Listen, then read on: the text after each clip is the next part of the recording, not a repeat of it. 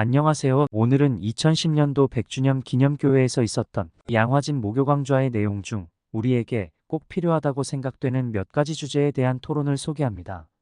이재철 목사님과 이어령 박사님의 토론을 책으로 출간하여 화제가 되기도 하였습니다. 지성과 영성의 만남으로 이 두 사람의 대화가 많은 사람들에게 새로운 희망과 용기를 주었습니다.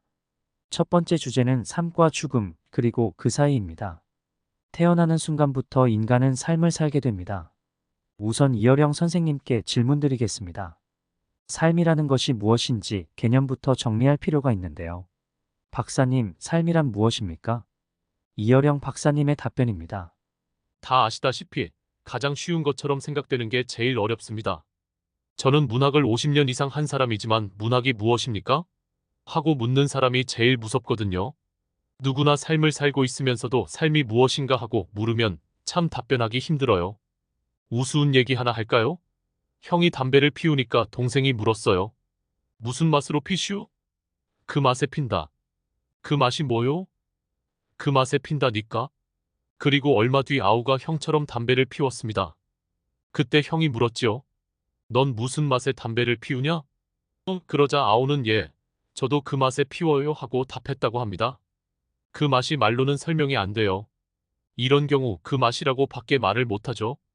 그렇듯 삶은 겪어봐야 합니다. 체험해봐야 되는 것입니다. 이재철 목사님이 계시니 저는 되도록 신앙 얘기는 안 하려고 합니다. 제가 신앙이 없던 옛날 입장에서 말해야 주제가 입체적으로 드러나기 때문이지요.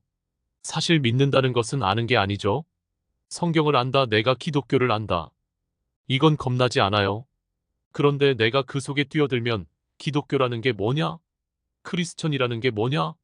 에 대해 말은 못하더라도 기도하거나 행동해보면 알 수 있게 됩니다. 이런 의미에서 삶이 뭐냐는 질문에 던져봐라. 번지점프 하지 말고 진짜 빠져봐라 하는 식으로 밖에는 말할 수 없다고 생각합니다. 이재철 목사님께 질문하겠습니다. 이재철 목사님은 성경적 관점에서 삶이란 무엇입니까? 이재철의 답변입니다. 우리가 어떤 대상을 분석하고 파악하려 할 때 그 대상만 들여다보면 오히려 실체를 놓치기 쉽습니다.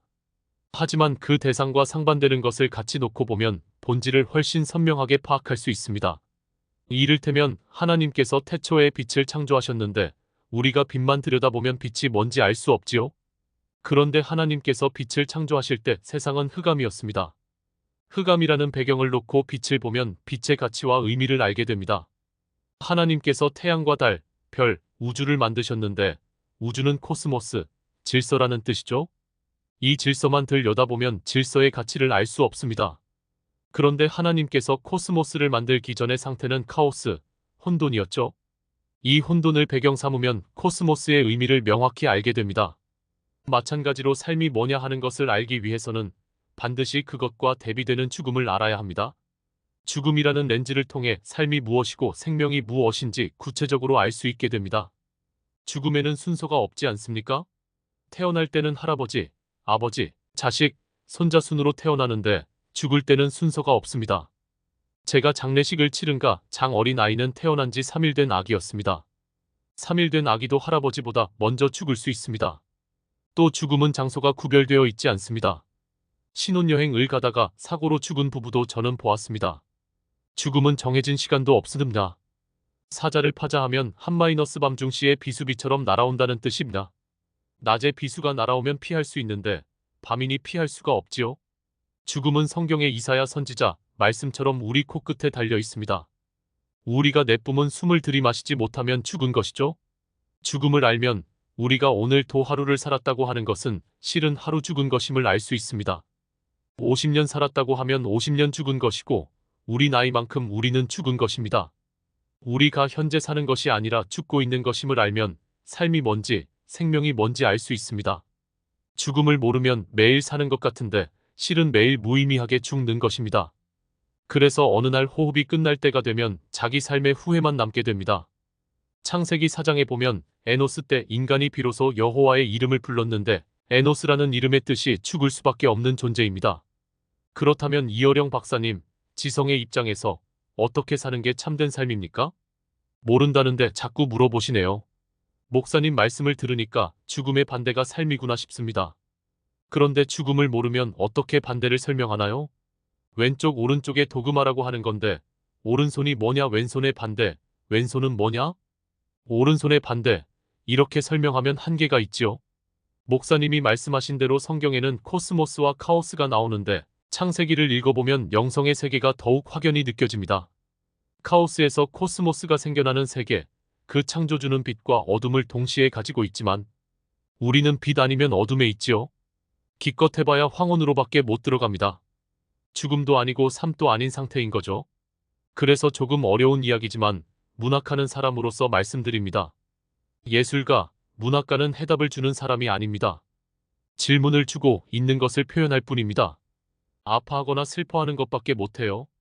슬픔이 뭔지, 아프다는 게 뭔지 의사나 심리학자는 알아도 우리는 모릅니다. 우리는 그저 생생하게 보여줍니다. 성경에서도 해답이 드러나 있는 것은 문학가들에게 그닥 매력이 없죠. 엘리엇이 자신의 시에서 떠납시다. 그대와 나하고 썼습니다. 이 시에서 그 시간은 저녁 노을이 번져갈 때입니다. 저녁 노을이 번져가는 시간에 갑시다 하고 말하고 있는 거예요. 저녁이라는 게 뭐예요? 낮도 아니고 밤도 아니죠. 그 저녁을 뭐라 비유했냐면 환자라고 했어요. 수술대에 누워있는 마취된 환자로 황혼을 비유했지요. 이 사람이 죽었나요? 반은 죽었고 반은 살아있잖아요. 그런 저녁에 황혼의 반쯤 폐허가 된 길거리로 그대와 내가 함께 갑시다. 바로 이게 삶이죠. 빛도 아니고 어둠도 아니고 대낮도 아니고 밤도 아닌 그 어렴풋한 상황에 있기 때문에 빛을 구하고 어둠을 구하는 것입니다. 목사님이 참 좋은 말씀을 하셨는데 헬레니즘을 알아야 헤브라이즘을 알 수 있습니다. 하이네는 절대 신인 기독교의 하나님을 버리고 히랍 신을 그렇게도 좋아했습니다. 그는 히랍의 여러 신을 그토록 믿었는데도 죽기 직전 루브르 박물관의 비너스가 자신을 쳐다보면서 이렇게 말하는 것 같았다는 거예요. 너는 나에게 매달리는데 나는 너를 구할 힘이 없어. 나는 팔이 없지 않냐? 너를 안아주고 싶은데 팔이 없어. 너희들과 너무나 차원이 같아. 같이 울어주고 같이 슬퍼해줘도 너희들을 끌어안아줄 수가 없어. 그러니까 그때 하이네가 뭐라고 합니까? 인간이 못하는 것, 잡신들이 못하는 것, 두 팔을 뻗어 우리를 끌어안는 것은 역시 여호와 하나님이시다. 이재철 목사님이 말씀하신 것처럼 삶과 죽음을 대비해서 그 위에서 보아야 하는데 하이네의 지성은 그 안에 있었기 때문에 방황하며 괴로워한 것입니다. 이 지성의 몫을 뛰어넘어서 삶과 죽음을 대비하여 어떤 게 빛이고 어떤 게 어둠인가, 어떤 게 악마이고 어떤 게 신인가를 알 정도가 되면 인간의 한계를 넘어선 것이지요. 생사를 넘어서야 생사를 볼 수 있다는 겁니다. 이재철 목사님, 영성의 입장에서 바로 산다는 것은 무엇입니까? 바로 산다는 것의 기준은 우리 자신이 아닙니다. 그리스도인은 하나님을 믿는 사람이고 하나님에 의해 창조된 피조물임을 삶의 대전제로 삼기에 하나님께서 인간을 창조하신 그 목적과 의도에 맞춰 사는 것이 바른 삶이죠. 바른 삶을 판단하는 기준은 절대적인 하나님의 말씀입니다. 아까도 말씀드렸지만 죽음을 알고 생명이신 하나님을 좇는 사람들에게는 성경이 인생 사용설명서죠. 사람들은 고가 제품을 구입할수록 철저하게 제품 사용설명서를 숙지합니다.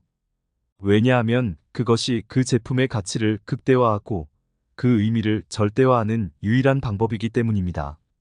그럼에도 하나님을 믿는 사람들이 이 세상 어떤 제품보다 귀한 인생이라는 제품을 하나님의 인생 사용설명서대로 사용하지 않는데, 그러면 바르게 살 수 있는 길이란 있을 수 없죠. 바르게 사는 길은 그분의 말씀 안에 있습니다. 좋아요와 구독은 영상 제작에 힘이 됩니다. 감사합니다.